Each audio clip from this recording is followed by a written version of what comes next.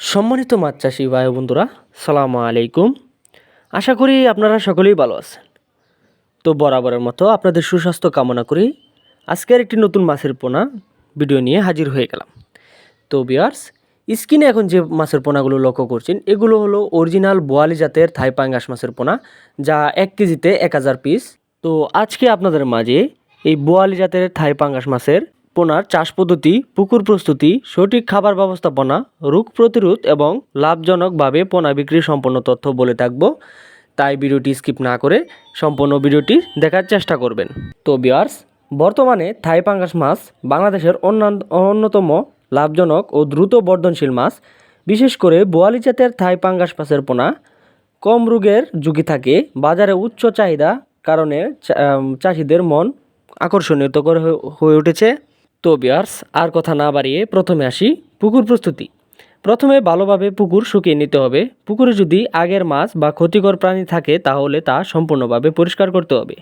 প্রতি শতাংশে 1 কেজি করে চুন, 1.5 কেজি হারে টিএসপি সার দিয়ে লবণ প্রয়োজন অনুযায়ী, জৈব সার গোবর 5 থেকে 7 কেজি অনুযায়ী ইউরিয়া ও টিএসপি পরিমিত মাত্রায় দিয়ে এর 2 থেকে 3 দিন পর আপনি অনায়াসে পোনা মজুত করতে পারবেন। আর পোনা মজুতের ক্ষেত্রে অবশ্যই দেখে শুনে বুঝে ভালো মানের পোনা সংগ্রহ করতে হবে। একটি কথায় মনে রাখতে হবে, পোনার মান যত ভালো হবে চাষের মানও তত ভালো হবে। এবার আসি অরিজিনাল বোয়ালি জাতের থাই পাঙ্গাস মাছের খাবার ব্যবস্থাপনা।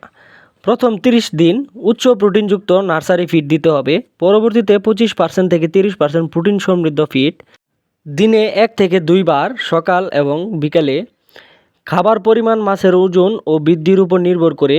অতিরিক্ত খাবার দিলে পানি নষ্ট হয় ও রোগের ঝুঁকি বাড়ে। রোগ প্রতিরোধ ও পরিচর্যা, পানির রং সবুজাত রাখতে হবে। প্রতি 15 দিনে একবার চুন ও লবণ ব্যবহার করলে রোগের ঝুঁকি কমে যায়। যদি মাছ পানির উপরে উঠে আসে, খাবার কম খায় বা শরীরে দাগ দেখা যায় তাহলে দ্রুত ব্যবস্থা নিতে হবে। আপনার দেখা যাবে এক সপ্তাহ পর পর পানির গুণাগুণ মান পরীক্ষা করতে হবে। অক্সিজেন পর্যবেক্ষণ করতে হবে। খাবারের মান নিশ্চিত করা খুবই গুরুত্বপূর্ণ। পোনা বিক্রি ও বাজারে চাহিদা। বর্তমানে অরিজিনাল বোয়ালি জাতের থাই পাঙ্গাস মাছের পোনা বাজার চাহিদা অনেক বেশি। দেশের বিভিন্ন জেলা থেকে খামারির উন্নত মানের পোনা সংগ্রহ করেন। ভালো মানের পোনা বিক্রি করলে দ্রুত লাভ পাওয়া যায়। বিশেষ করে নার্সারি ব্যবসায়ীরা এই পোনা থেকে ভালো আয় করতে পারেন। তো ভিউয়ার্স, আপনি যদি এই মাছকে মিশ্র চাষ করতে পারবেন বা আপনারা যারা কালচারের জন্য রাখতে চাচ্ছেন কালচারের জন্য এই মাছ নিতে পারবেন। আপনারা চাইলে 5 থেকে 6 মাসে এই মাছকে খাবার খাইয়ে বাজারজাত করতে পারবেন।